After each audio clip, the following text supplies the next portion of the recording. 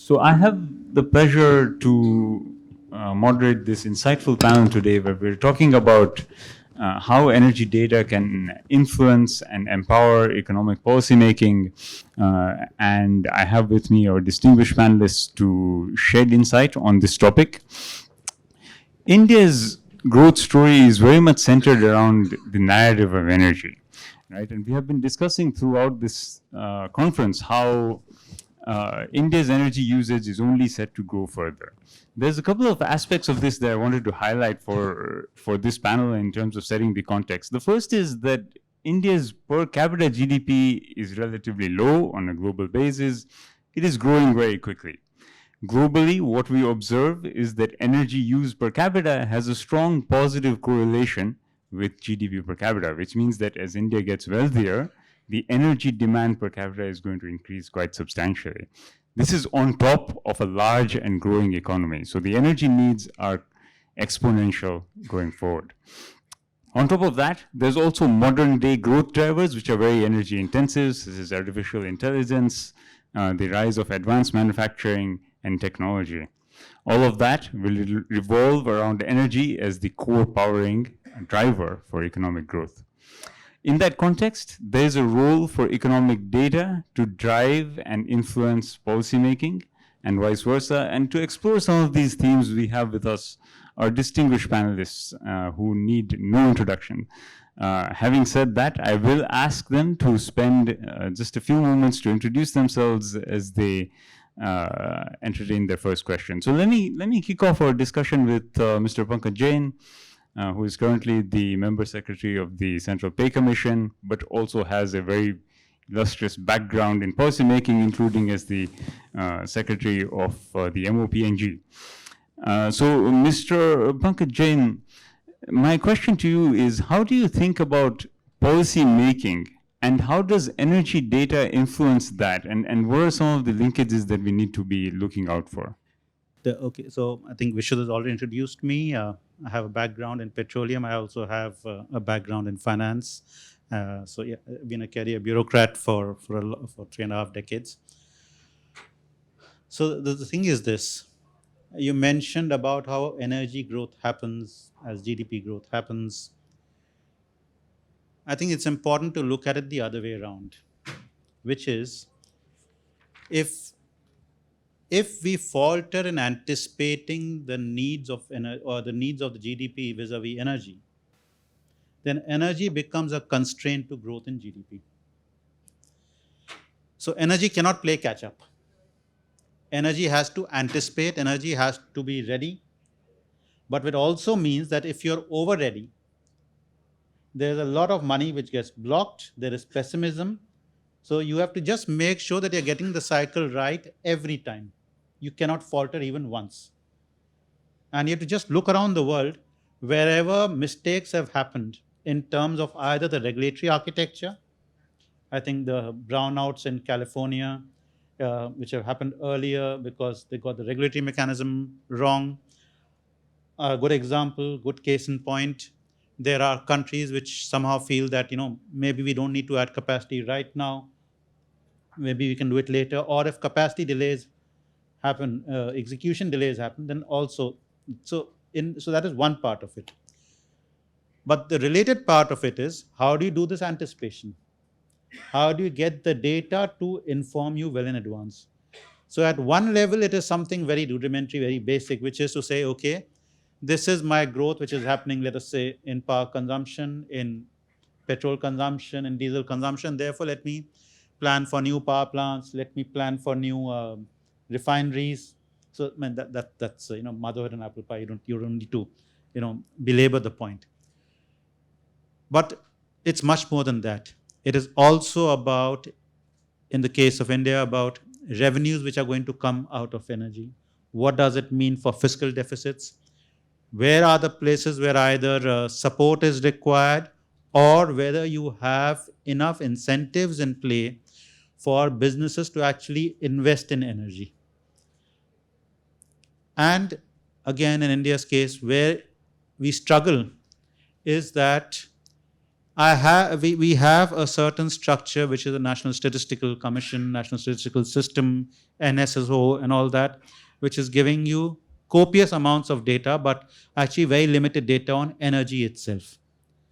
The data on energy is coming from different silos. PPAC will give data on petrol, diesel, LPG, LNG, blah, blah, ATF. But if I need to understand what is happening on the power side, I will have to go to CEA. And there's something which is happening on the renewable energy side. If I have to understand what's happening on coal, again, a primary energy source, there's another third set of, there's a third entity I'll have to go to. So some of the triangulation of data, which should happen in terms of making sure that policy making is moving in the right direction, when that's a crying need, which we need to get better. I think we have been lucky so far. We haven't had that kind of crisis, but we can't. Luck is not a strategy. No, thank you for that insightful comment. And the strategy around data and how it informs policymaking, I think that's a good segue into perhaps Dr. Shrikant, right? Dr. Shrikant is currently DG at the Director General of Hydrocarbons. And Dr. Shrikant, how do you look at the role of hydrocarbons in India's growth story, and in relation to some of the energy planning points that Pankaj has raised? How do hydrocarbons fit into that narrative? Thank you. I have a background in, I was earlier with the power sector and the energy sector for a few years, and I'm a civil servant. Recently joined as Director General of hydrocarbons. So coming to the if you look at the Viksit Bharat 2047, the economic policy has to deliver this goal or vision, and this would depend on the energy, and the energy security and energy preparedness become very important. So some of the critical issues that I see are the massive amounts of energy that India would be requiring to reach Viksit Bharat by 2047. So it's about 3 times more energy we would be requiring from 900 million tons of oil equivalent currently every year. We need to reach about 3,000 million tons of oil equivalent. And that's a massive amount of energy. And hydrocarbons are going to play a critical role. They're a big part of this energy that we are going to need. Even when the penetration of renewable or storage supported renewables is increasing, the role of hydrocarbons become very important, particularly for hard to abate sectors like fertilizer, refineries. So for all these, they will continue to rely on hydrocarbons, and that's a very important area. And another issue here is this energy is that we will be consuming is currently import dependent. So this imported energy, we import about 88% of oil and 50% roughly about gas. So that's another area. And then if you look at this energy, if we have to produce in India, it has a long gestation period of 7 to 12 years. And also it's a high risk energy if we have to make in India. So all these factors, the energy data becomes very important if we have to take timely decisions and well ahead of the time. Yeah, thank you, Dr. Shrikant. So indeed, the importance of energy data in that planning context is quite relevant. So maybe that's a good segue to you, Vandana, right? Your expertise is, of course, in the oil and gas markets, and Vandana is currently the founder and CEO of Vanda Insights. Vandana, how do oil prices, relate to the economic narrative, and how do they inform each other in terms of the developments? Yeah, thank you, Vishrut, and good morning, everybody. As Vishrut mentioned, I look at the oil and gas markets from a global perspective. What's right now, it's dominated by geopolitics, and within that, Mr. Donald Trump. But I'd like to connect fundamentals data and how India uses it and plans for its economic policy with an eye on Viksit Bharat by 2047. So, as I mentioned, I look at oil and gas, but pretty much what I'm about to say, you can relate that to a lot of the other commodities sectors. So, looking at oil, India is currently dependent on crude imports for 90% of its needs. What that means, in very, very simple terms, is that whatever is the price of oil today, so I make it my business to keep an eye on what is Brent and WTI and Dubai, where are these crude benchmarks trading, is that if you are importing 90% of your crude needs, you are paying the price that the global markets are trading today. That very directly impacts inflation in the country. That very directly impacts your current account balances. That very directly impacts your foreign exchange, the strength of the rupee. And all of these are very integral elements of India's economy, right? So what should the country be doing, in my view? Keeping in mind that you are going to at least remain dependent on the prices in the global markets, exposed to them for 90% of your needs, potentially higher, because over the last 3 days, I've heard about plans to increase refining capacity. Now, whether India increases refining capacity simply to keep pace with the rising domestic fuel demand or to become an export hub, we can assume that your dependence on imports is going to increase. So should the country be having a view on what prices might be? I would say absolutely yes. A view for 26, 27, yes. A view for 2030, 2040, yes. Now, absolutely, it gets harder the further out you try to predict prices.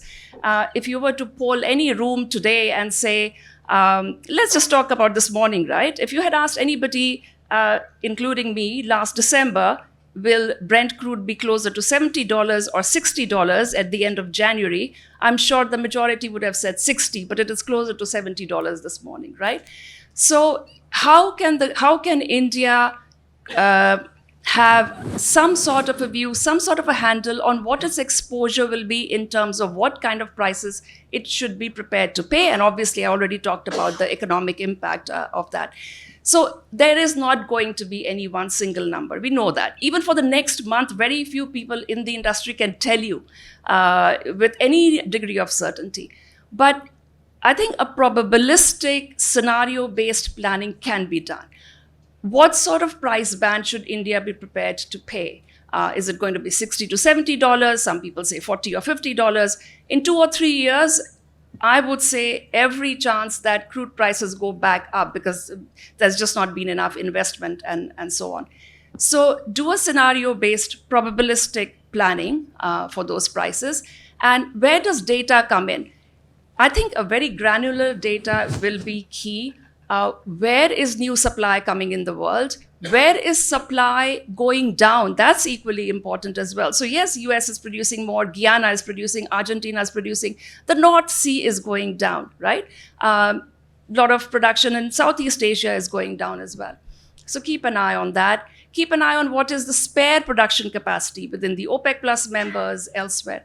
Keep an eye on what inventories are globally. So India, not so much, but a lot of the OECD countries do maintain oil inventories, which provide a cushion. What is refining capacity doing globally? So I think a granular data on that sort of scale and level will enable India, and I think you should have your own view on where prices might be going based on this sort of fundamental data.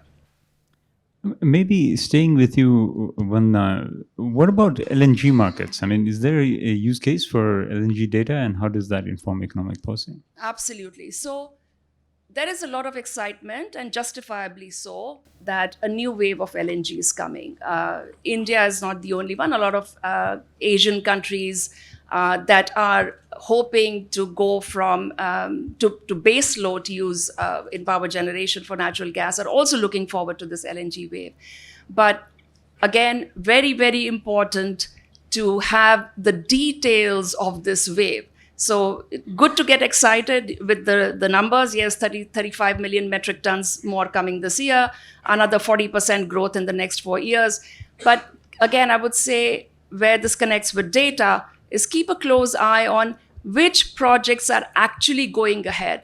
If you just scratch a little bit beneath the surface of this excitement of LNG, a lot of LNG projects in the US are not going to get off the ground. They'll just remain on paper. Some are having trouble even after FID because supply chain is, for the oil and gas industry, is still a problem, right? So what kind of which projects are coming on stream, have a detailed breakdown of that. And I know India has the capability to do that. Who are your competitive buyers? India is not in a vacuum, right? So yes, you want to buy, but so does Europe. Europe has said no to Russian gas. So Europe is going to be a competitor. Europe can afford to pay much higher prices. I think India should make its business to figure out what is the cost India can pay, how much can the Europeans pay. So what is your competitive landscape looking like? So all of this goes down to meticulous granular data, which then allows you to build scenarios and plan effectively. Just a very quick example. I understand that gas turbines right now have a wait time of, and I see you nodding, maybe you keep an eye on this as well, 6 to 7 years. So if you go out today to order a gas turbine for a power plant, they'll say, we'll probably deliver it in 2032. And then another 3-4 years to put all the other infrastructure in place. So you've pretty much missed the wave of LNG if you're starting out today to put the power plant. So what are the supply chains looking like? What are the lead times for the various elements of that supply chain? I think all of that boils down to how good a data you can gather on these. Yeah, one sub-theme I'm picking up is, of course, the lag time of energy data. Right? Some of these issues happen over a decade rather than over the course of a year, and that becomes a challenge for policymakers like some of our panelists. But in that context, I want to bring in Mr. Pradeep, who is CMD of the Indian Renewable Development Authority. Pradeep, what's the status of the renewable transition in India, and how do you go about supporting that ecosystem?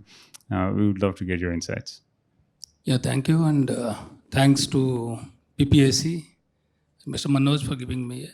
First of all, it's not Indian Renewable Energy Development Authority. It is Indian Renewable Energy Development Agency Limited. It's a corporate. Many people mislead with IRDA also.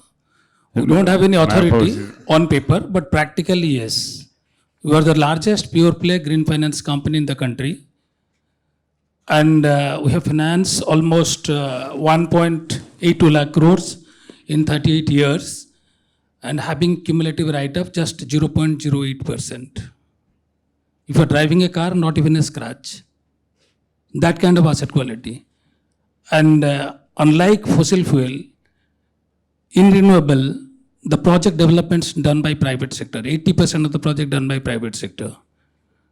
And 20% by governments, mostly this PSU, listed PSU, they work as good as private sector. In a sense, RE development in the Indian setup is a private sector approach. Now, why renewable? Let us understand. In a place like Delhi, where I'm living since 23.5 years, given a choice, I'll be running away. Practically also, I'm running away. Every month, I'm traveling 3 weeks. But my family is suffering. And those who are there, that. And what is the reason of it? We all developed at the cost of carbonizing. As a human being also, we are trying to decarbonize ourselves through what? Physical yoga and meditation. I'll connect that with renewable energy. We do not want our personal growth in a carbonized manner. If you are taking inorganic food, then more carbon. Similarly, if you are taking fossil fuel for your energizing, then you are contributing to, it has been contributed to carbon. Therefore, decarbonizing, renewabilizing, and net zero target for 2070. I'm sure till 2070 how much will be available, who are available in this room, at least people sitting in this side, certainly not. And I wish some of us are there, but certainly our generation and next generation will be there, for whom we are responsible to live a livable world, which our forefathers enabled us. But in due process of indisciplined growth, indiscipline in approach to the development, therefore we are ending up with this planet in such a situation. The RE target, which was taken by Honorable Prime Minister, and with a firm commitment and conviction of reaching at least for by 2030, 500 gigawatt of non-fossil, out of which 485 is RE. And the new government came in 2014, and from 15 onwards, they're working in a completely committed, convinced, and focused manner. From a mere 4 gigawatt of solar, we have reached to 138 gigawatt. How many times it is? 38.5 times. Probably no industry globally, any country you look at or any sector you look at in India has grown. But what is the result of it? Somewhere probably we could have been more disciplined. Whatever solar we do, we can get 8 to 10 hours of power. And what is happening? We had come across COVID 2 years. Must-run status was given. When you were enabling the must-run status, at the cost of what? The thermal setup. You have to step down. You have the capacity. You have invested, but you are forcibly stepping down to promote RE. So your capital is blocked there. Again, you are investing here. You are getting only 8 hours of power. We probably could have focused from the beginning, round-the-clock approach, in order to arrest the intermittent nature of the RE, which we are probably addressing much better now. With a 77 gigawatt of RE, we have gone to 258 gigawatt of RE by now. And if you see, 10-15 years is a big time. Only look at 5 years, which includes 2 years of COVID. The CAGR growth of RE in India is 22.6%. In itself, within the country, any sector if you look at, the CAGR is pretty high. And IREDA is one of the prime driver of RE growth, and our CAGR is 28%, much ahead of the India average. Now, this renewabilization or decarbonization, not only already many figures have been talked, reduction of forex, the more and more in-house, domestically generated power, domestically consumed power, more and more we research. So, more and more import bill reduction can happen, number one. Number two, Atmanirbhar Bharat, the domestic, that is true sense of independence. If we will not have energy independence, we cannot reach to a real true independent India. On paper, we can become independent, but for depending for everything, anything and everything. And you require for your growth energy. Without energy, we cannot grow, whether it is human growth or economic growth. And we have seen, unless we focus in decarbonized approach, so our growth is meaningless. We develop city, but we cannot live there. So therefore, assuming a rough estimate of 1% GDP requires 1.2 times of energy requirement, even if you eliminate 0.2, at least same level of energy requirement, we are growing at fastest growing economy in the global level, at least around 6.5 to 7.5, in between it is ranging. Many agencies are giving many data, but assuming hypothetically it is 7%, so 7% growth will happen. At least 8% energy requirement is going to happen. Out of 8%, 90% we should look into fossil, non-fossil, then only we can reach to the net zero. And mind it, we are not developed economy. Always we will be given an example, what is happening in Singapore, what is happening in Denmark. They are very small economy, maybe developed countries, but very small economy. In India, we have developed economy, underdeveloped economy, and developing economy. I will not take the name of the states. We have that kind of PA. Some cities and towns will be exhibiting the characters of complete developed economy, and some places will be exhibiting character of developing economy, and some belts, particularly the tribal belt, it will be purely underdeveloped economy. So our conduct and behavior of consumption or energy usage is completely different from Any country, if you refer, even if you cannot compare ourselves with China, their ecosystem and our ecosystem is completely different. But despite that, at global level, when we compete as an economy, we have to maintain that character of due diligence and competitive advantage over others in order to ensure a balanced growth of our economy. If you look at RE, the way RE has grown in last 10, 11 years, it is phenomenal. And the gap what it was, like round the clock power approach was not there, which has already been focused since last couple of years. The results started coming. Now FDRE contracts and other storage, plain vanilla or solar or plain vanilla wind or plain vanilla hydro, that is not talked upon. You go to any agency, they will look for, are you giving me round the clock power? And we know pretty well, wind, solar, hydro cannot meet our one complete requirement, kind of energy, quantum of energy what we require. So we need to look into alternate sources, which is now largely talked up, green hydrogen and its derivatives. If you want a quantum jump of our non-fossil requirement, then we have to resort to that. Today, those are not economically affordable. Unless you make it economically affordable, no private sector will come forward and invest. Like as I said in the beginning, RE, 80% of the developer coming from private sector. And private sector investment happens, primary factor first is ROI. If last 11 years, 12 years, RE has grown and 80% of the development happened through private sector, that means fair amount of RE is there. At least 10 to 12% of IRR is there. But things are becoming very competitive in vanilla RE. When I'm saying vanilla RE, it is wind, solar, hydro. Where that industry is quite matured. You need not have to depend on so much of information gap. But if you look at the emerging RE, be it storage, pump storage, battery storage, e-mobility, green hydrogen, its derivative, whatever is there, those are emerging. But these vanilla RE, 20, 25 years back, also emerging RE. Same solar, which was 4 gigawatt in 2014-15, that time what was the cost of per gigawatt? What was the cost of per unit?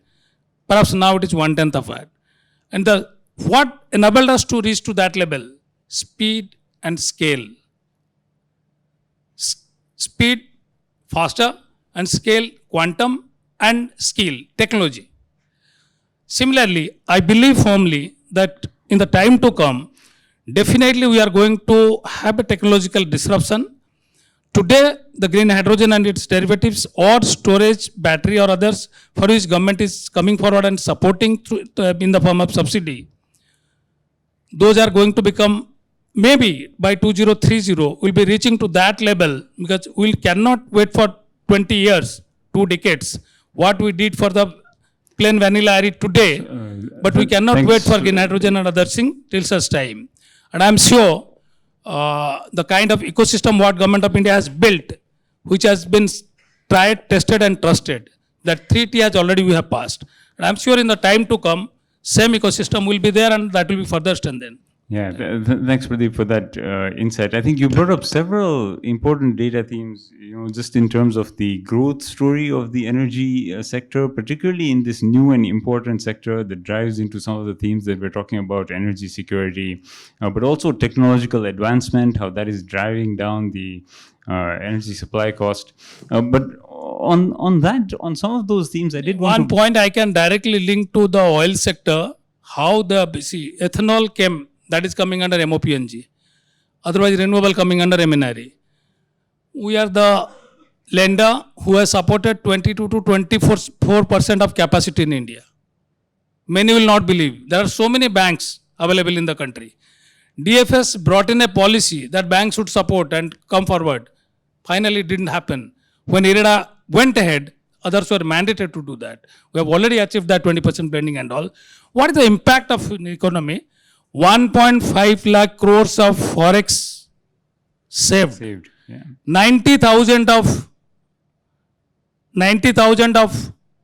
crores has already been given to the farmers. Yes. No, so that is the direct impact in a very short span of time. Yes. Yeah, no, absolutely. These are tangible benefits that that the economy faces. But maybe on that, just to bring in Dr. Shrikant, Shrikant, some of your thoughts on how the energy mix in India still relies quite heavily on hydrocarbons, on the traditional energy sources, coal, etc.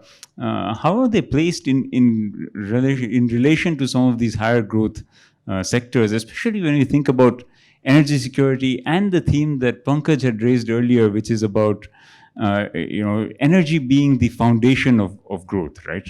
Having enough energy to power that growth environment going forward. If you see the country's energy mix of the total primary energy supply, more than 80% is hydrocarbon still. And if you look at the oil and gas sector, almost a third of that primary energy supply annually comes from oil and gas. And going forward, this is going to continue. The reason being, the way we have to power our vision is through reliable and affordable energy. And hydrocarbons offer a great opportunity of affordable energy, provided they are produced locally. And they help in our energy independence objective. And towards this, if you see, the government has initiated a number of steps. They have opened up large areas. Hitherto, only 10% of the 3.4 million square kilometers of the area is under active exploration, and almost 1 million square kilometers the government has opened up for the E&P players to come and explore and produce. Secondly, the government has kick-started investments, and this has been initiated through putting in place a very investor-centric policy, right from amending the Oilfield Act 1948, bringing in new PNG rules in 25, and more importantly, modifying the contract in line with the investor requirements. So these are, and one more thing is, the bidding pipeline has to be built up so that there is predictable bid rounds happening into the future. So that's something which needs to be done. And one of the most important things, the entire thing of the E&P ultimately rests on reliable data. And this is a very scientific data, unlike the financial data or other data that we look at, come across normally. Highly technical data, and India has a wealth of this data which has been accumulated painstakingly over the years. And this is being now put in the cloud for various E&P players to access it round the clock and take their decisions wisely. So this is something I wanted to mention. No, thank you for that insight. Maybe one turning to you, we've heard some key, ideas over here: reliability, affordability, consistency, and the need for energy security. And now in this current challenging external landscape, diversification. So how do you think about energy security from your perspective, and especially keeping some of these ideas in perspective? Yeah, and the biggest challenge to India's energy security is now the geopolitical climate that we are in. Anybody in this room, if you think that it is only because of Donald Trump, and maybe in another 2.5 years, we will get relief from that and the world will go back to being nice, stable, predictable, I think, unfortunately, I have to tell you, you are sadly mistaken. So the world, so take a few steps back. I know it's very hard to look away from all of Trump's tweets and whatnot, but take a step back and study the geopolitical flux that we are in today. The world is moving from what was called a unipolar order, where US was the bigger power. The US hegemony pretty much kept the world in a relatively stable state. The US told countries that it didn't like, or regimes it didn't like, what to do and what not to do. We are moving, the US is stepping back from that. Of course, more concentrating on its backyard under the Monroe Doctrine.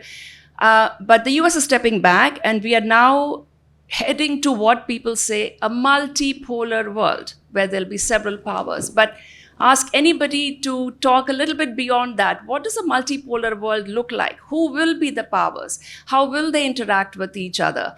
It's not as easy as simply replacing one word with another. So the point here being that this geopolitical flux is going to definitely outlast us, definitely going to, I think, go beyond my lifetime, definitely going to go past Viksit Bharat target of 2047. And we have to be ready for the uncertainty, the turmoil, the energy weaponization that it is inevitably going to bring. So this is not just about Trump. So in that sort of situation, again, to what extent does data help you? When I started my career in oil and gas 30 years ago, you just needed to worry about fundamentals. What is coming out of the ground and what is being refined and what is being delivered and consumed. Today, you have to become a student of geopolitics. Irrespective of which part of your career you are in the oil and gas industry, you have to understand the geopolitical scene. So I think that is a good starting point. That said, I think it is probably going to leave you with more questions than answers once you begin studying it. Trust me, I'm doing that every minute of every day. There is no data that will help you with it. Geopolitics will inevitably also create a lot of noise. I think extracting the signal from the noise will be very, very important. There's no data that can help you. Definitely don't bother looking back at history. The last time Iran threatened to close the Strait of Hormuz, what did... No, I mean, history, if you're interested, take a look, but you can't use it as a sounding board for what may happen in future. So again, as I talked earlier, you have to do scenario-based planning. Today, if Trump is threatening Iran, what might Iran do doesn't necessarily mean that what it didn't do over the past 30, 40 years, it'll necessarily not do now. So geopolitics data cannot help you, but it can be quantified. Quantify your risk. As India, what is my exposure today should the Strait of Hormuz close? So the risk can be quantified. You can assign it probability. I think that's what I help clients do as well. I will never claim that I know what's going to happen. I have a base case. I will do an optimistic case scenario, a worst case scenario, and base case, wherever that is between the optimistic and... But you have to do that. You cannot shy away. You can't say, oh, just dismiss.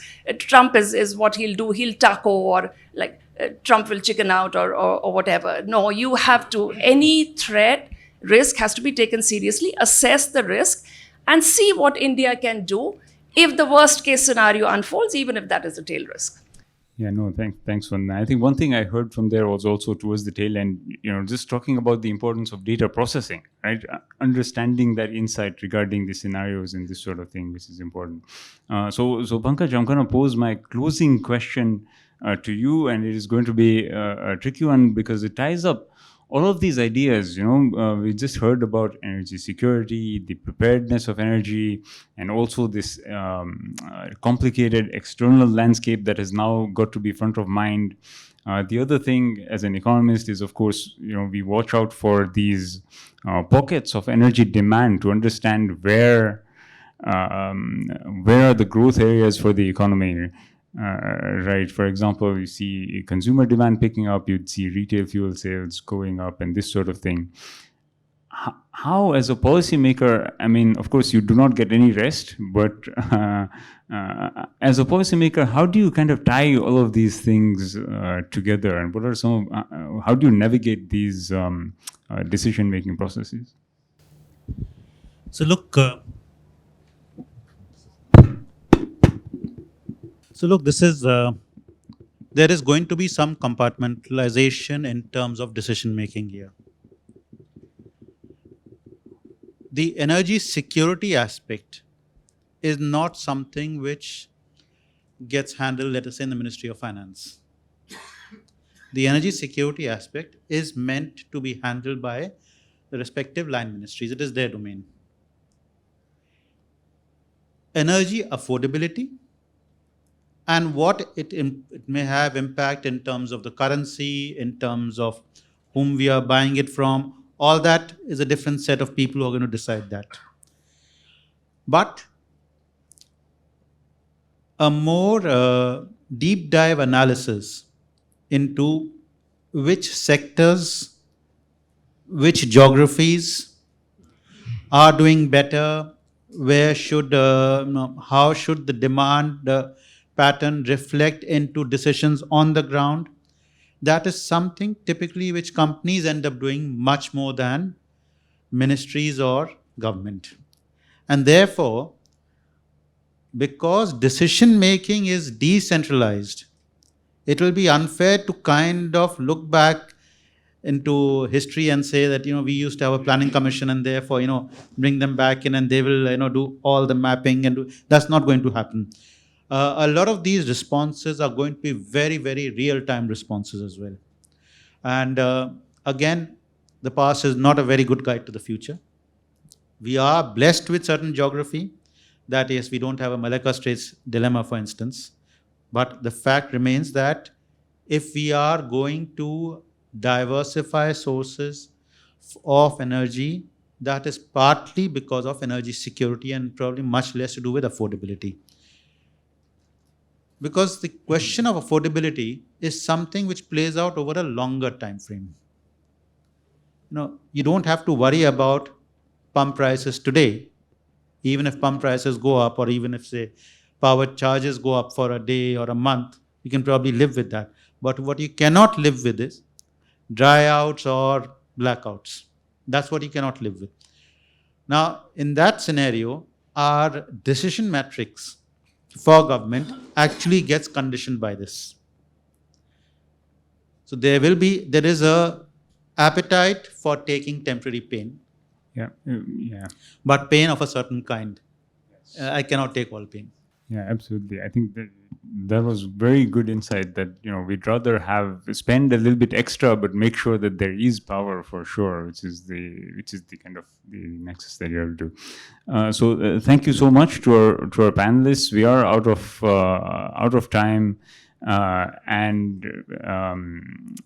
So once again, let's put our hands together for their wonderful insight, and it's been a pleasure.